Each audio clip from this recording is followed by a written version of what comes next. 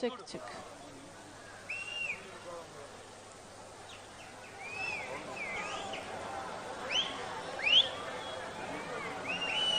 మామూలుగానే లైట్లు ఉండవా లేక లేక మేము వస్తున్నామని లైట్లు తీసేశారా?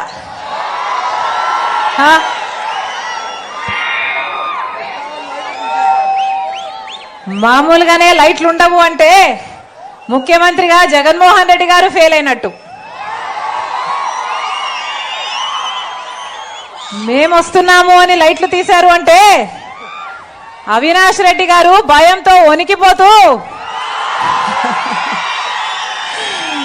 ఓటమిని ఒప్పుకున్నట్టు.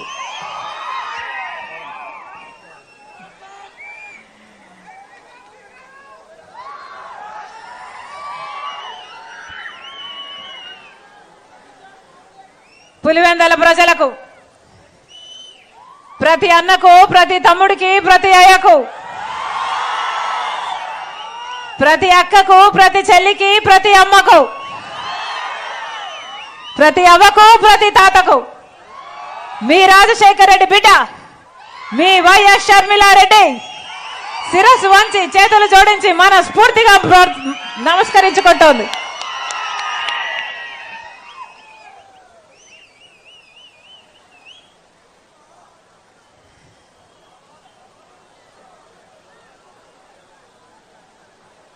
ఇందాక సునీతమ్మ చెప్పినట్టు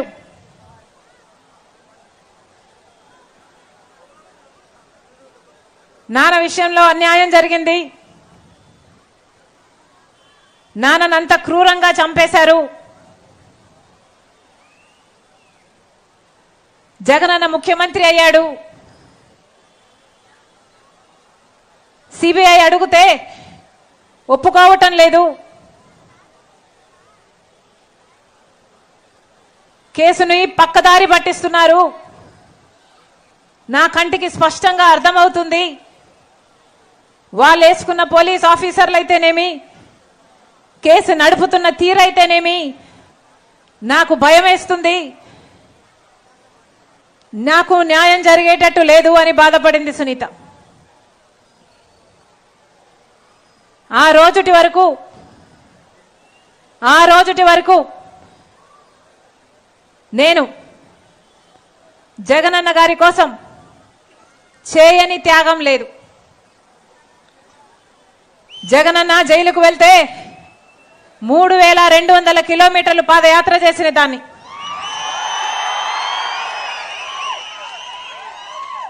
ఎండనక వాననక పాదయాత్రలు చేశాం.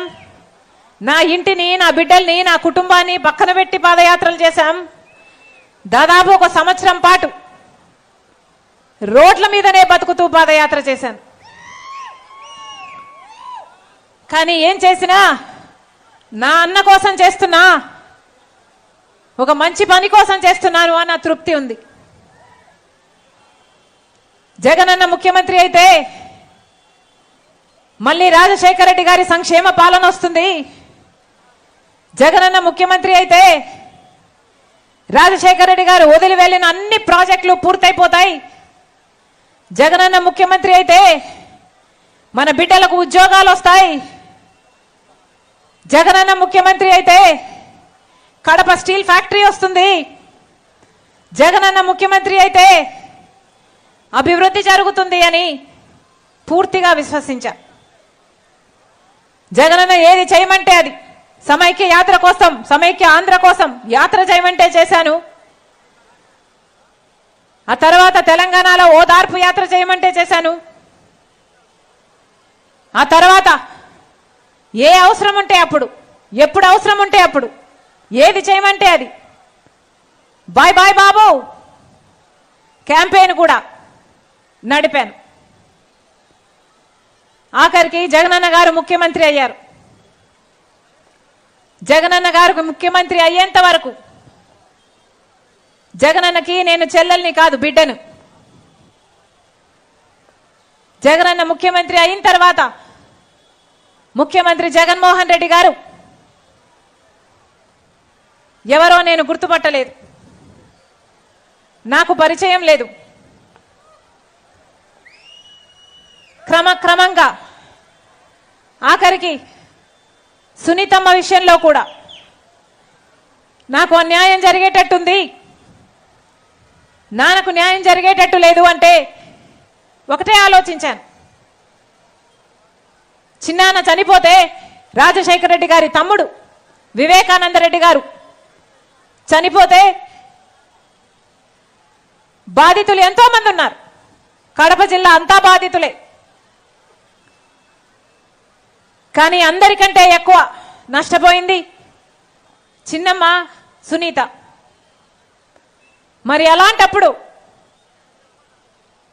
బాధితులకు భరోసా కల్పించాల్సిన బాధ్యత మన మీద ఉంది కదా అని ఒక్కటే ఆలోచించాను.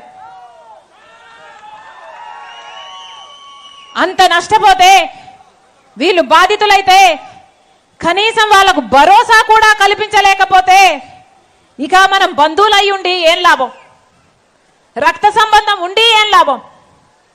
అసలు వివేకానంద రెడ్డి గారు ఎవరు? రాజశేఖర రెడ్డి గారికి సొంత తమ్ముడు. రామునికి లక్ష్మణుడు ఎలాగో రాజశేఖర రెడ్డి గారికి వివేకానంద రెడ్డి గారు అలాగా. ఏ రోజు ఏ ఒక్క మాట జవదాటలేదు. మీకు తెలుసు, ఇక్కడే బతికారు, పక్కనే ఇల్లు. ఎంతమంది వెళ్ళుంటారు? ఎంతమంది వెళ్ళుంటారన్నా? మీలో ప్రతి ఒక్కరు ఆ దిక్కు వెళ్ళుంటారు, వాళ్ళను కలిసి ఉంటారు. ఎవరైనా సమస్య తీసుకొని ఆ ఇంటికి వెళ్తే ఖాళీ చేతులతో ఎప్పుడూ వెనక్కి రాలేదు. ఒక రాజారెడ్డి గారు అయితేనేమి, భార్య జయమ్మ అయితేనేమి, కొడుకు రాజశేఖర రెడ్డి గారు అయితేనేమి, తమ్ముడు వివేకానంద రెడ్డి గారు అయితేనేమి, ఏ సమస్య తీసుకెళ్తే ఆ సమస్య. వివేకానంద రెడ్డి గారు అయితే ఎవరైనా సమస్య తీసుకొస్తే వాళ్ళను తన కారులోనే కూర్చోబెట్టుకొని ఆఫీస్ వరకు వాళ్ళని తీసుకెళ్ళి ఆఫీసర్ దగ్గర వాళ్ళకి మాట్లాడించి ఈ సమస్య ఉంది పరిష్కరించాలి అని ఆఫీసర్కు చెప్పి వెంటనే పరిష్కరించే నాయకుడు. అలాంటి ప్రజానాయకుడు వివేకానంద రెడ్డి గారు. అవునా కాదా? అవునా కాదా? అవునా కాదా?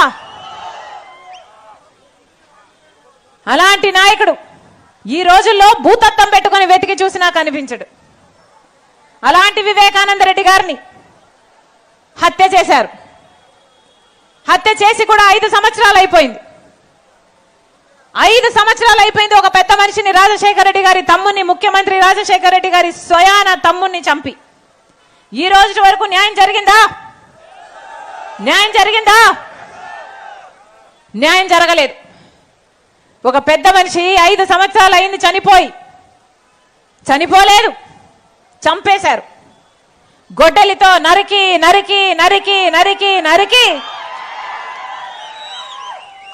ఘోరంగా క్రూరంగా చంపేశారు.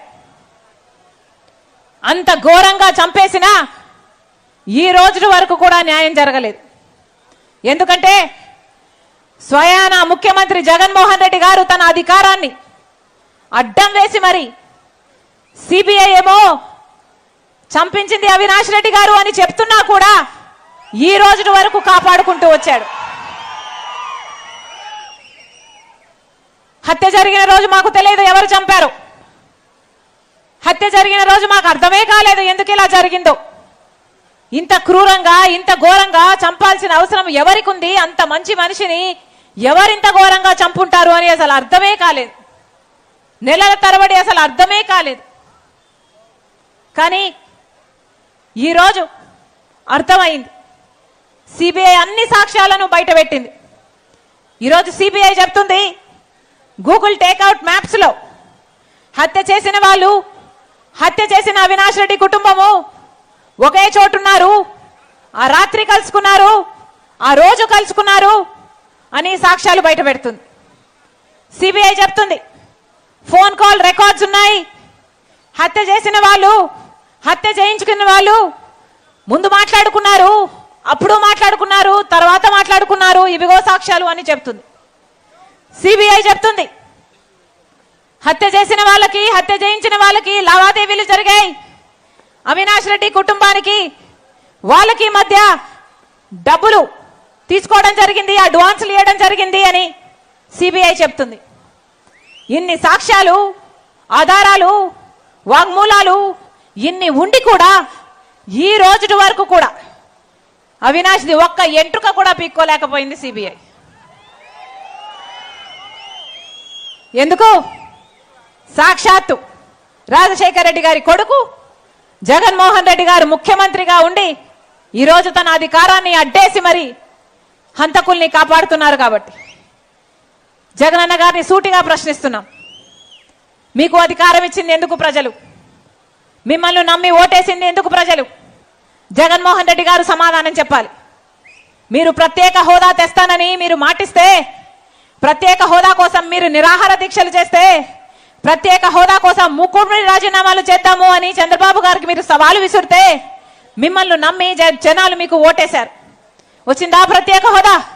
ముఖ్యమంత్రి అయ్యి 5 సంవత్సరాలైంది. ముఖ్యమంత్రి అయ్యి 5 సంవత్సరాలైంది. పులివెందల పులి అన్నారు. జగన్మోహన్ రెడ్డి గారు బీజేపీకి, మోడీకి పిల్లిలాగా మారాడు. ఎందుకు బానిసయ్యారు అని అడుగుతున్నాం. బీజేపీకి ఎందుకు బానిసయ్యారు? ప్రత్యేక హోదా కోసం ఒక్క నిజమైన ఉద్యమైనా ముఖ్యమంత్రి హోదాలో చేశారా మీరు? ముఖ్యమంత్రి హోదాలో ప్రత్యేక హోదా ఎంత ముఖ్యమో మీకు తెలియదా? ప్రత్యేక హోదా రాకపోతే మనకు పరిశ్రమలు రావు, మన బిడ్డలకు ఉద్యోగాలు రావు, మనకు అభివృద్ధి జరగదు అన్న విషయం జగన్మోహన్ రెడ్డి గారికి తెలియదా? ఇవన్నీ తెలిసి నిరాహార దీక్షలు చేశారు. మరి ముఖ్యమంత్రి అయినాక ఒక్కటంటే ఒక్క నిజమైన ఉద్యమం చేయలేదు. బీజేపీతో దోస్తీ కోసం ప్రత్యేక హోదాను తాకట్టు పెట్టారు. పోలవరం ప్రాజెక్టు రాజశేఖర రెడ్డి గారికి ప్రియమైనది.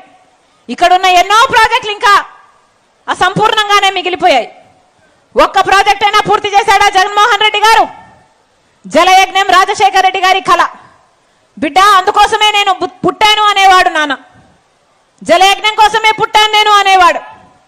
జగనన్న గారు, జగన్మోహన్ రెడ్డి గారు అధికారం లేకొచ్చిన 6 నెలల్లో అన్ని ప్రాజెక్టులను పూర్తి చేస్తానని మాటిచ్చాడు. పూర్తయ్యాయా? 42 ప్రాజెక్టులు పూర్తి చేయాలంటే 40 ఉన్నాయా? 40 కాదు, 10 చేశారా? 5 చేశారా? ఎన్ని చేశారు? అసలు ఎన్ని చేయలేదు. ఇక్కడికి కూడా ఒక్క ఎకరాకు కూడా నీళ్లు పారించడం లేదు. ఆఖరికి ఇక్కడ రైతులు డ్రిప్పు కోసం కూడా ఎన్నిసార్లు అడిగారు జగనన్న గారిని. డ్రిప్పులు ఆ రోజుల్లో రాజశేఖర రెడ్డి గారు ఉన్నప్పుడు రుణమాఫీ చేశాడు. రైతుల్ని నెత్తిన పెట్టుకున్నాడు. రాజశేఖర రెడ్డి గారు సబ్సిడీ మీద డ్రిప్పులు ఇవ్వలేదా? ఈ రోజుల్లో కనీసం డ్రిప్ మీద సబ్సిడీ ఇస్తున్నారా? అది కూడా దిక్కు లేకుండా పోయింది. ఎందుకు ఇచ్చారు ప్రజల అధికారం? జగన్మోహన్ రెడ్డి గారు ముఖ్యమంత్రి అయితే ఒక బ్రహ్మాండమైన రాజధాని వస్తుంది అని అధికారం ఇచ్చారు. వచ్చిందా రాజధాని? ఈరోజు మనకు కనీసం రాజధాని కూడా లేదు అంటే అది అవమానం కాదా? తలదించుకునే విషయం కాదా? మన బిడ్డ, పులివెందల బిడ్డ జగన్మోహన్ రెడ్డి గారు ముఖ్యమంత్రిగా ఉండి ఈ రోజు వరకు ఒక రాజధాని కూడా కట్టలేకపోయాడు అంటే అది అవమానంగా లేదా? 2,30,000 ఉద్యోగాలు, జాబ్ నోటిఫికేషన్లు ఇస్తానన్నాడు జగన్మోహన్ రెడ్డి గారు. ఈ రోజు వరకు కూడా 2,25,000 ఉద్యోగాలు ప్రభుత్వ శాఖలో అలాగే ఖాళీగా పెట్టారు. కనీసం కుంభకర్ణుడైన 6 నెలలు నిద్రపోతాడు, 6 నెలలు పని చేస్తాడు. జగన్మోహన్ రెడ్డి గారు అయితే ఒక కోట కట్టుకున్నారు. ఆ కోటలో 4.5 సంవత్సరాలు నిద్రపోయారు. ఇప్పుడు ఎన్నికలు వచ్చాయి, ఇప్పుడు గుర్తొచ్చిందంట డిఎస్సి. ఆ రోజుల్లో 23,000 ఉద్యోగాలు డిఎస్సి ఉద్యోగాలు ఖాళీగా ఉన్నాయని, దానికి 7,000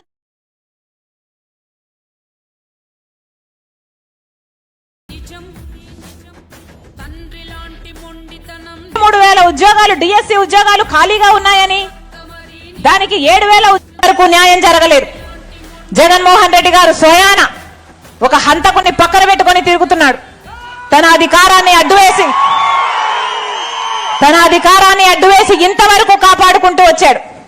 ఈ 5 సంవత్సరాలు ఒక హత్య చేసిన వాళ్ళని కాపాడడం ఒక ఎత్తు అయితే, మళ్ళీ అదే హత్య చేయించారు అని తెలిసి కూడా మళ్ళీ వాళ్ళకే ఎంపీ టికెట్ ఇవ్వడము ఇంకొక ఎత్తు.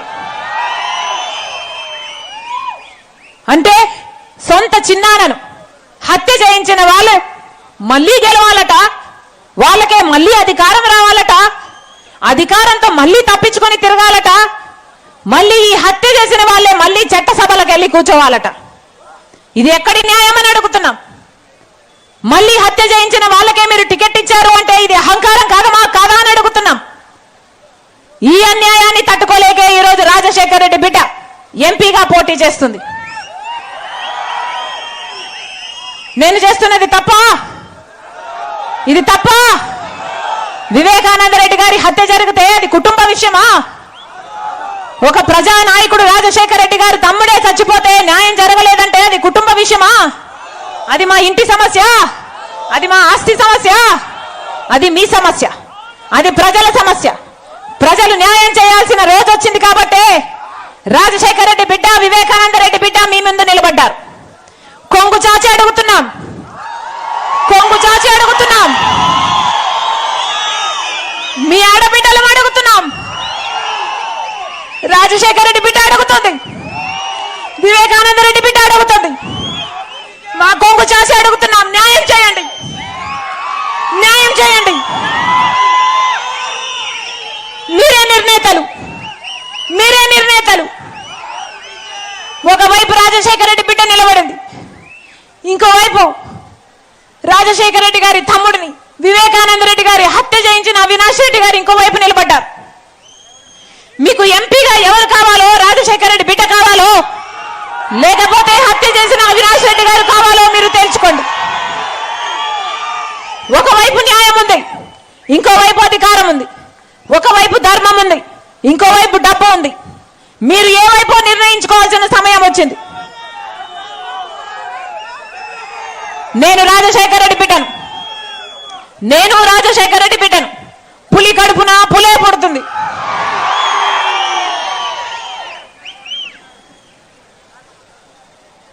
పులి కడుపున పులే పుడుతుంది. ఈ రాజశేఖర్ రెడ్డి బిడ్డ ఎవ్వరికి భయపడేది కాదు. అలాగే అన్యాయం జరుగుతుంటే సహించేది కూడా కాదు. ఇక్కడ అన్యాయం జరుగుతుంది కాబట్టి ఒక హంతకుడిని మళ్ళీ గెలిపించకుండా ఒక హంతకుడు మళ్ళీ చట్టసభలకు వెళ్ళకూడదని ఈరోజు రాజశేఖర్ రెడ్డి బిడ్డ ఈ నిర్ణయం తీసుకొని ఇక్కడ నిలబడింది. మీ రాజశేఖర్ రెడ్డి బిడ్డను గెలిపిస్తారో ఓడిస్తారో మీరే నిర్ణేతలు.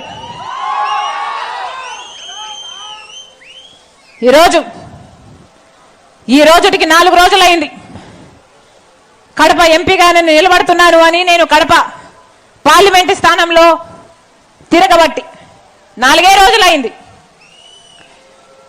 4 రోజులు అయిందో లేదో ఈ రోజు వచ్చిన వార్త అవినాష్ రెడ్డి గారిని ఎంపీగా కాకుండా అభ్యర్థిని మార్చే ఆలోచన చేస్తున్నారు వైసీపీ అని ఈ రోజు వచ్చిన వార్త. అంటే అవినాష్ రెడ్డి గారే హత్య చేశారు కాబట్టి ప్రజలు నమ్ముతున్నారు కాబట్టి మీరు ఓడిపోతారు అన్న భయం ఉంది కాబట్టి ఈరోజు అవినాష్ రెడ్డిని మళ్ళీ మారుస్తున్నారా? మీరు అవినాష్ రెడ్డి గారిని అభ్యర్థిగా మారుస్తున్నారు అంటే సిబిఐ చెప్పింది నిజమని మీరు విశ్వసిస్తున్నారనే కదా. సిబిఐ చెప్పింది నిజమని మీరు ఒప్పుకుంటున్నారంటే కదా. అవినాష్ రెడ్డి గారిని మారుస్తున్నారు అంటే హత్య చేసింది అవినాష్ రెడ్డి గారు కాబట్టే కదా. ఆయనను కాపాడుకునే ప్రయత్నంలోనే మళ్ళీ ఈ ఓటమి నుంచి కాపాడుకునే ప్రయత్నంలోనే కదా ఈరోజు మళ్ళీ అభ్యర్థుల్ని మారుస్తున్నారు. జగన్మోహన్ రెడ్డి గారు సమాధానం చెప్పాలి. అవినాష్ రెడ్డి గారి అభ్యర్థి అయినా కాకపోయినా జగన్మోహన్ రెడ్డి గారు సమాధానం చెప్పాలి. పులివెందల ప్రజలకు సమాధానం చెప్పాలి. వివేకానంద రెడ్డి గారు అంత ఘోరంగా చచ్చిపోతే ఇందాక సునీతమ్మ చెప్తుంది, ఆ గొడ్డలి వేట్లకు ఎంకలు బయటకు వచ్చాయట, మెదడు బయటకు వచ్చిందట. అసలు ఏమీ అర్థం కాని పరిస్థితిలో ఉందట ఆ రోజు వివేకానంద రెడ్డి గారి బాడీ. అంత ఘోరంగా వివేకానంద రెడ్డి గారిని చనిపోతే సాక్షి ఛానల్లో మాత్రం హార్ట్ అటాక్ అని చెప్పడం జరిగింది. ఎందుకో సాక్షి ఛానల్లో వివేకానంద రెడ్డి గారిది హార్ట్ అటాక్ అని ఎందుకు చెప్పారో జగన్మోహన్ రెడ్డి గారు సమాధానం చెప్పాలి పులివెందల ప్రజలకు. జగన్మోహన్ రెడ్డి గారు సమాధానం చెప్పాలి పులివెందల ప్రజలకు. ఆ రోజు వివేకానంద రెడ్డి గారు చనిపోతే సిబిఐ ఎంక్వైరీ కావాలి అని కోరిన మీరు ఆ తర్వాత ముఖ్యమంత్రి అయిన తర్వాత నేను సిబిఐ ఎంక్వైరీ కోరితే అవినాష్ బీజేపీ పార్టీకి పోతాడు, నేను సిబిఐ ఎంక్వైరీ వేయలేను అని మీరు ఎందుకన్నారో జగన్మోహన్ రెడ్డి గారు ఈ పులివెందల ప్రజలకు సమాధానం చెప్పాలి. ఇన్ని రోజులు హంతకుని పక్కన పెట్టుకోవడమే కాకుండా 5 సంవత్సరాలుగా కాపాడుతూ వచ్చారే, ఎందుకు రాజశేఖర రెడ్డి గారి తమ్ముడి విషయంలోనే మీరు న్యాయం చేయలేకపోయారో జగన్మోహన్ రెడ్డి గారు పులివెందుల ప్రజలకు సమాధానం చెప్పాలి. 5 సంవత్సరాలు కాపాడడం ఒక ఎత్తైతే 5 సంవత్సరాలు ఒక హంతకు హత్య చేశాడు అని సిబిఐ చెప్తున్నా, నిందితుడు ఈయన అని చెప్తున్నా కాపాడడం ఒక ఎత్తైతే మళ్ళీ అక్యూజ్డ్ గా చేర్చిన అదే అవినాష్ రెడ్డికి మీరు మళ్ళీ టికెట్ ఎందుకు ఇచ్చారో జగన్మోహన్ రెడ్డి గారు ఈ పులివెందుల ప్రజలకు సమాధానం చెప్పాలి. మళ్ళీ చెప్తున్నాం, న్యాయం కోసం రాజశేఖర రెడ్డి బిడ్డ, వివేకానంద రెడ్డి బిడ్డ పులివెందుల ప్రజలను అడుగుతున్నారు. న్యాయం పక్షాన నిలబడండి, న్యాయాన్ని గెలిపించండి, ధర్మాన్ని గెలిపించండి. కేవలం ఈర్ష్యతో వివేకానంద రెడ్డి గారు బతికుంటే వివేకానంద రెడ్డి గారు ఎప్పుడూ మాకు అడ్డే అని అడ్డు తొలగించుకున్న నీచులు. వీళ్ళకు మీరు ఓట్లు వేయాలో లేదో నిర్ణయించుకోవాల్సింది మీరే. ఇంకో విషయం కూడా చెప్తున్నా, వివేకానంద రెడ్డి గారు చిన్నాన చనిపోక కొన్ని వారాల ముందు నా దగ్గరికి వచ్చారు. అమ్మా, నువ్వు ఎంపీగా పోటీ చేయాలి, అవసరం ఉంది, నువ్వు ఒప్పుకోవాలి, ఎలాగైనా ఇది అవసరము అని నన్ను ఒప్పించే ప్రయత్నం చేశారు. ఆ రోజు నాకు అర్థం కాలేదు ఎందుకు ఇంత పట్టుబడుతున్నారు వివేకానంద రెడ్డి గారు అని. కానీ ఈ రోజు ఆలోచిస్తే అర్థమవుతుంది. ఆ రోజు నేను ఒప్పుకొని ఉంటే ఎన్ని అనార్థాలు ఆగిపోయి ఉండును. కేవలం వివేకానంద రెడ్డి గారు వాళ్లకు అడ్డు అని, వివేకానంద రెడ్డి గారు బ్రతికుంటే ఈసారి టికెట్ వచ్చింది ఇంకోసారి రాదు అని, వివేకానంద రెడ్డి గారు బ్రతుకుంటే ఎప్పటికైనా వాళ్ళ పక్కలో బల్లెమని, వివేకానంద రెడ్డి గారు బ్రతుకుంటే వాళ్ళని ఎదగనివ్వడన్న ఈర్ష్యతో వివేకానంద రెడ్డి గారిని చంపేశారు. అలాంటి వాళ్లకు మీరు ఓట్లు వేయాలో లేదో మీరు నిర్ణయించుకోవాలి. నేనైతే రాజశేఖర రెడ్డి బిడ్డను. ఎలాగైతే రాజశేఖర రెడ్డి గారు వివేకానంద రెడ్డి గారు మీకు సేవ చేశారో, మీకు సేవ చేయాలి అని ఆశపడి వచ్చిన దాన్ని, మీకు ఎంపీగా ఎవరు కావాలో మీరు నిర్ణయించుకోండి. మీకు రాజశేఖర రెడ్డి బిడ్డ ఎంపీగా కావాలో, వివేకానంద రెడ్డి గారి హత్య కేసులో నిందితుడిగా అవినాష్ రెడ్డి గారు ఎంపీగా కావాలో మీరే నిర్ణయించుకోండి. నేనైతే రాజశేఖర రెడ్డి బిడ్డను, మీ బిడ్డను, పులివెందుల బిడ్డను నేనైతే మాటిస్తున్నాను. రాజశేఖర రెడ్డి బిడ్డ, మీ బిడ్డను, మీ బలం అవుతా, మీ బాధ్యతను నా మీదేసుకుంటా, మీకు అందుబాటులో ఉంటా, మీరు గెలిపించండి, నేను ఇక్కడే బతుకుతా, మీరు ఆశీర్వదించండి, మీరు ఎప్పుడు పిలిస్తే అప్పుడు పలుకుతా. మీ గొంతుని ఇక్కడ కాదు, రాష్ట్రంలో కాదు, ఢిల్లీలో కూడా వినిపిస్తుంది రాజశేఖర రెడ్డి బిడ్డ. మరొకసారి రాజశేఖర రెడ్డి బిడ్డను మనస్ఫూర్తిగా ఆశీర్వదించాలని, హస్తం గుర్తు మీద ఓటేయాలని, రాజశేఖర రెడ్డి గారి గుర్తు హస్తం గుర్తు.